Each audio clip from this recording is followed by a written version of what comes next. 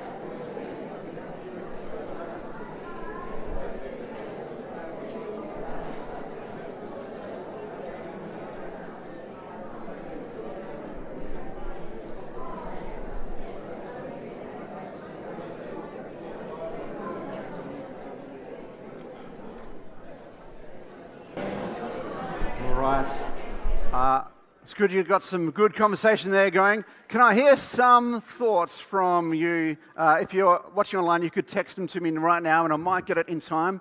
I've got my phone here. No, I don't. Yes, it's John here. Okay, but what's some thoughts? What's some thoughts for some people? Somewhere over there, what do people say? What makes a good friend? Just shout it out in this microphone. Someone you can share life with. Excellent, thank you. Someone you can share life with. What about over there, that section there? And I can always trust on you to say something first. Thank you, Peter. Yes. Tolerance. And I can always trust you to say something next as well. Thank you, Mick. So tolerance. A happy smiling face. Lending support to each other. Listening to each other. Yeah, okay. I saw some hands going up and down there. No. Oh, yes. Being available, yeah. Joy.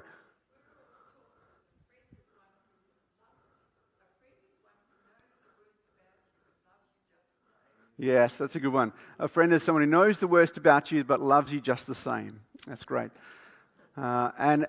Yes. Loyalty, yeah. Okay. Any others that people want to add there? No, that's a great list there. Well done. Okay, so that's what a friend is. They're all great qualities, aren't they? It's wonderful to have those people around you. So today we're talking about encouraging friendship. When I think about myself, I am very thankful for a bunch of people that have helped me to be here right now. I think of some friends like Duncan and my good friend Nathan at university who brought me to their youth groups. There are various youth groups in different places around Adelaide to start to know who Jesus was.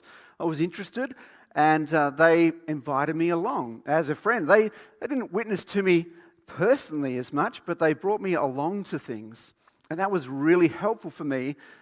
Once I got in those groups, I started to open my eyes to who Jesus was, to become a friend with the forever friend. And as I progressed, I decided I finally became a Christian, and I went to Melbourne Uniting Church because that's where I grew up, and I thought I needed to put down my roots there, where those people had once invested in me. So once I got there, I made a really good friend with a guy called Jonathan Davies, who's now a minister at Seeds Uniting, and that was really helpful for me, very encouraging for my faith to have friends. There's an older couple as well there, much older than me. They were kind of like grandparents for me, and they were very friendly towards me, but also really helpful, encouraging my faith. When I went to England, when Nicole and I lived in England for a couple of years, had some really good friends that encouraged me in my faith, both in my science there was the guy sitting next to me in the lab, Damien, who looked almost exactly like me, and he was very similar. He ran youth group. He was kind of like an English version of me, and it was great to know him.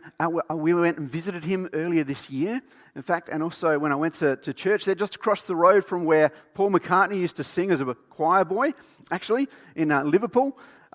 Found some really good friends who we went and stayed with as well in Liverpool. So I don't know if there's people that you think of who have encouraged you in your faith because they've just been friends, invited you along to stuff. You've shared that journey together, done all those sorts of things. But then if I think about it, I don't know about you, but I often feel like those people are better friends to me than I am to them. Have you ever felt that way? Have you ever felt like, hey, I've got some really good friends, but I wonder if I'm the same as that back to them? They've been with me in some really tough times. Have I done the same for them? Maybe you're feeling the same yourself. Maybe it's something that we all struggle with, being good friends, encouraging friends to others. How many people have we brought along to church or to faith, encouraged them in their Christian journey? You know, I don't know about you, but I think COVID has a bit to blame for this. We went and retreated into our houses, and I don't know about you, but I feel like it's kind of, I'm just starting to get out of the house again and to go, oh, that's right, there's friends, and they're important.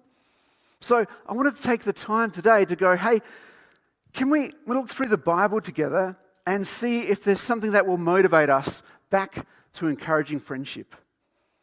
Motivates us to go, hey, friendship is really important. God cares about it so much. I need that motivation. Maybe you do too. So let's see what the Bible says about encouraging friendship. Now, I'm going to go over here. There's a slide there in case you don't. Oh, that was the Friendship Club there. They are a wonderful group of people. On Friday night, Friday day, we had a Mystery Bur Tour, and I saw wonderful, encouraging friendship going on there.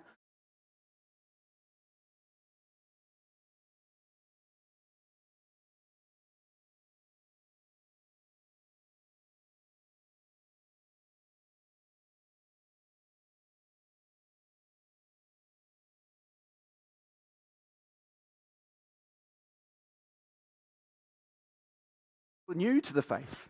All right, so if we go open the Bible to go, hey, God, what can you do to help us for this, to get some motivation for friendship? And I'm going to go over here because there's a lot of different plaques here, murals, wooden murals. We've looked at these before in this church, and it shows the life of Jesus. And it's interesting, as you go through the life of Jesus, you see many examples of friendship here. Jesus, when he first called his disciples, he called friends. He called brothers who were in business together and cousins that were in business together. But I imagine if you're in business together, if you'd be friends as well, don't you think? It's amazing how, when you start to look through the scriptures, how many examples of friends there were. When Jesus was sending out the 72, and there's a picture there, he didn't send them out as 72 individuals. That would have spread out a lot. Spread the good news of Jesus far more to send out 72. But he said, no, go in pairs. Friendship groups. Go in pairs. Friends that encourage each other to go and spread the gospel and to heal the sick and to drive out demons. To share the good news about who I am. Then we come to the cross. What happens in the cross? I've skipped through a whole lot of other stories, and there's lots of examples of friends there, just as I even look at them. But I come to the cross.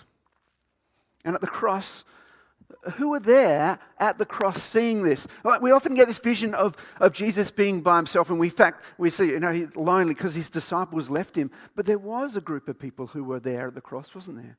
Who was that? The women, yeah. And John. In Matthew's Gospel, it says Mary and the other Mary.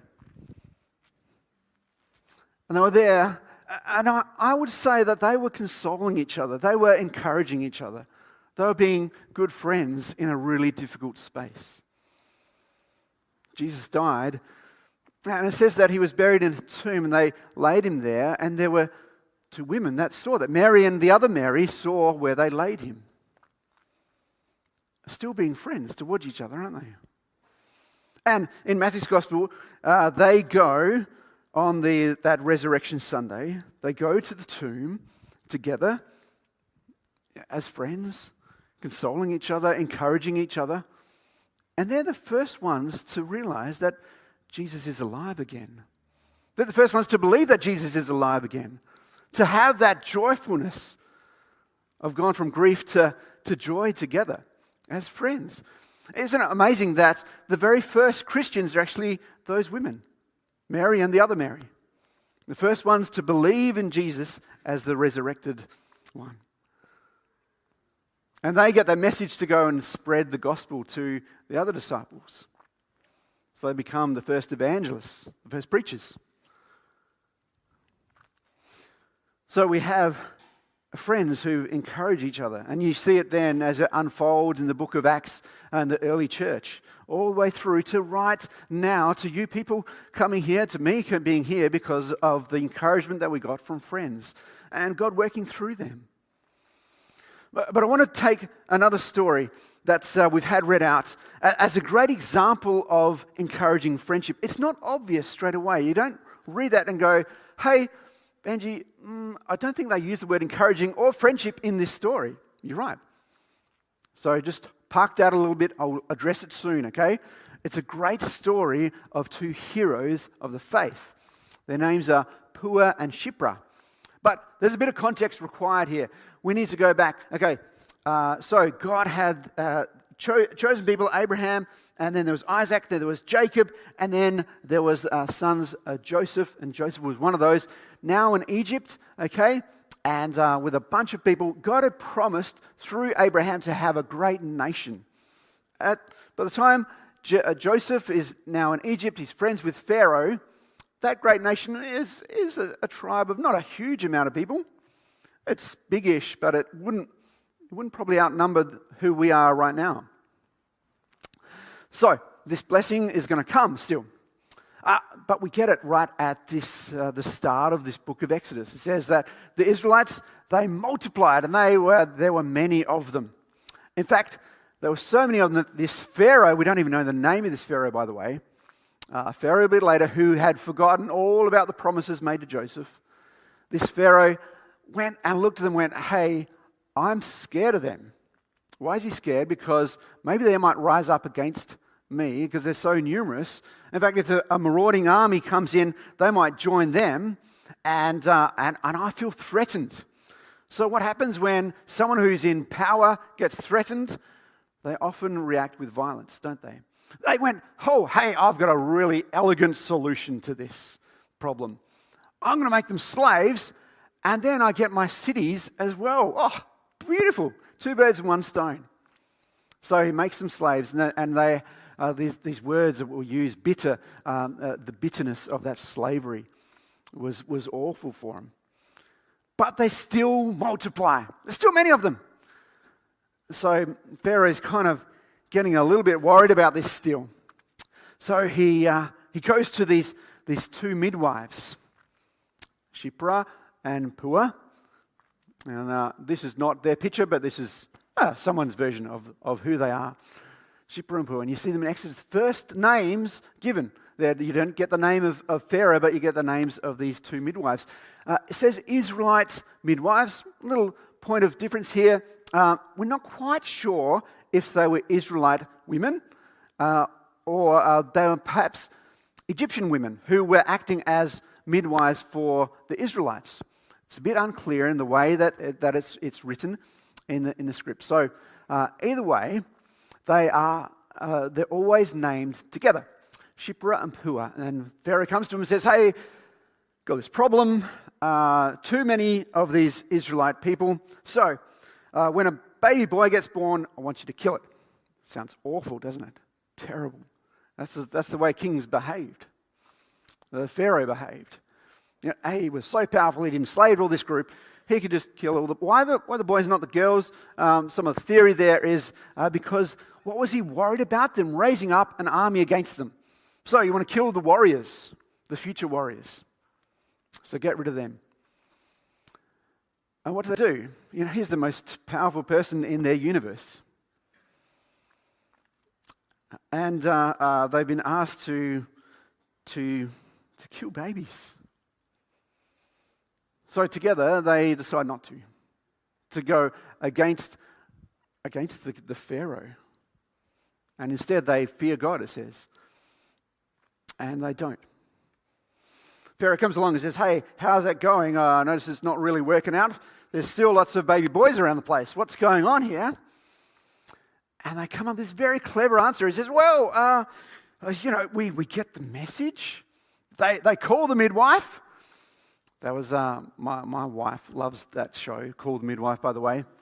And that show, it shows you a little about the nature and the character of a midwife, doesn't it?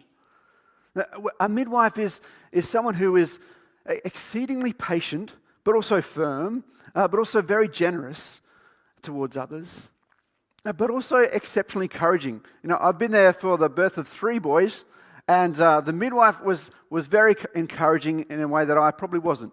I was falling apart. I was a bit tired. I kind of wanted to have a little nap. But they had perseverance, and I had a squashed hand. But I know. Oh, poor Benji had a sore hand. Nicole was amazing. And they were very encouraging people, but also firm and clever and quick thinking too. So these people, these 2 midwives, Shiphrah and Puah, they say, hey, so when the Israelite women have their babies, it happens so quickly that by the time we get there, it's just out and gone already. Not like the Egyptian women. Great answer. Can't get in trouble for that. I think that's really clever. And so he then says, okay, well, still kill the boys by putting them into the Nile. Now, and we know that next part of the story is that's where Moses comes along and becomes the one who's the hero for the rest of the story, the one who saves. God works through them to deliver them from slavery. But I want to pause a little bit on Shiphrah and Puah. What does he say? Remember, I want to get motivated about friendship, about encouraging friendship. And as I've said, this word friendship or encouraging isn't used in this story. But bear with me. Now, why could I call them confidently friends? They work together, they're colleagues. They're always named Shiphrah and Puah. You mentioned a whole lot of different characters of friendship, and I see that in these 2. Now, for them to come up with a kind of a conspiracy theory about Israelite women coming together, they would have had to have a lot of loyalty and trust with each other. Hey, I'm going to say this to the Pharaoh. It might get us killed, but will you go along with it? Yes, I will. But maybe Shiphrah could have gone, no, actually, in the moment, I'm a bit too scared. No, she's lying. It's not the case. We just haven't been doing it. She could have done that. There's so much loyalty there. Doesn't that equal friendship? Trust? And what about encouragement? As I've said, I know a little bit about just a taste of experience of what it means to be a midwife, and very encouraging people. But they would have had to be encouraging. Imagine, Shiphrah's there, and out comes a baby boy. Oh, what do I do? What do I do with this one? What do I do? I know Pharaoh's watching me. What do I do? And just here, take it back. Here's your beautiful baby boy.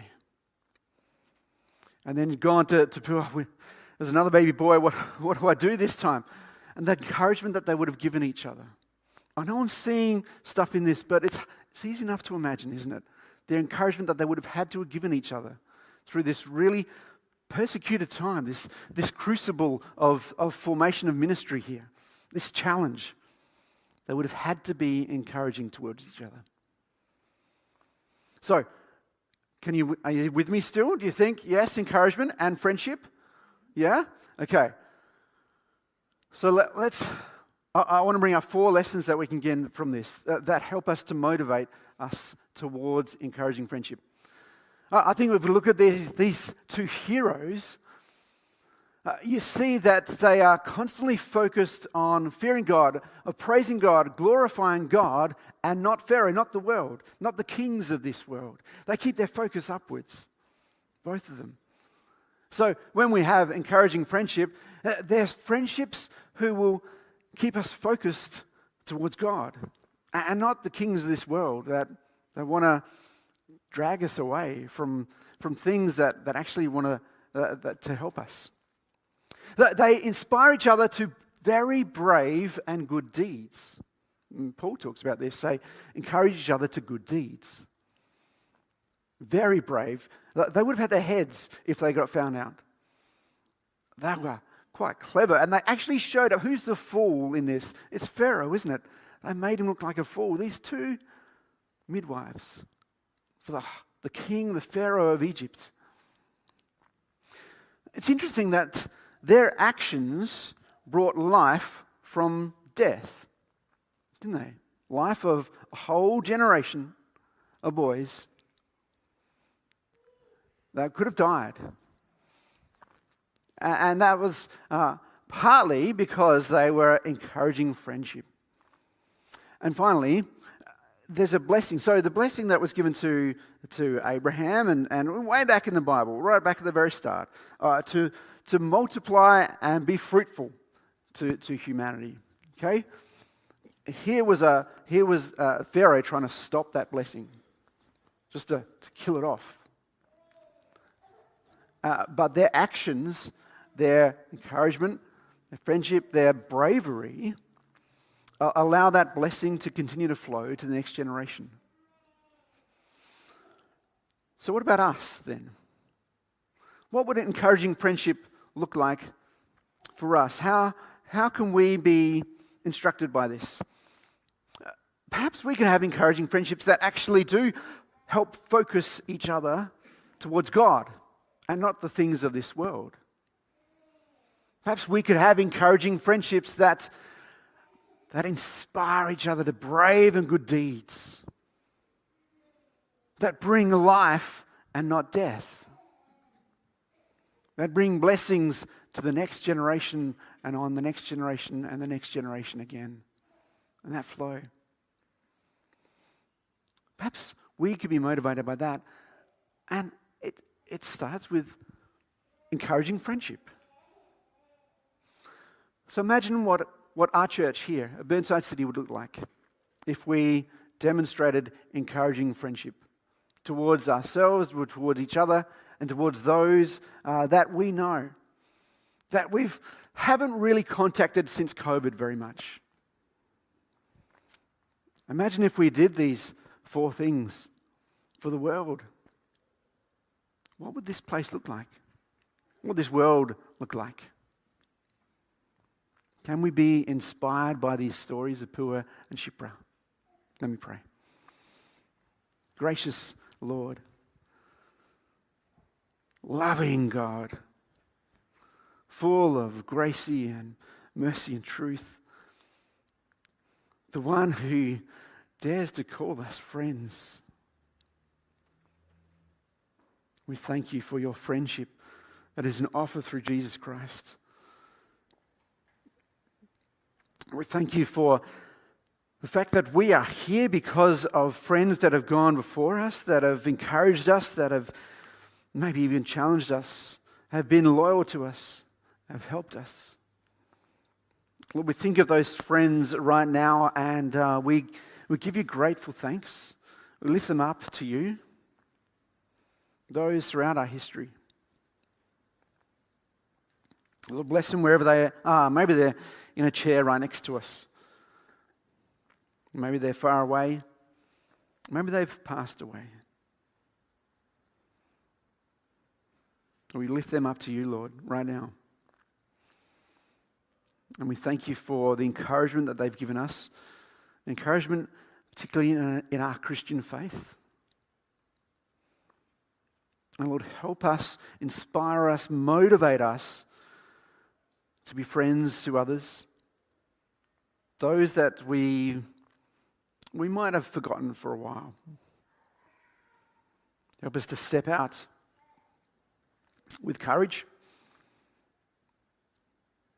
a bit of self-sacrifice.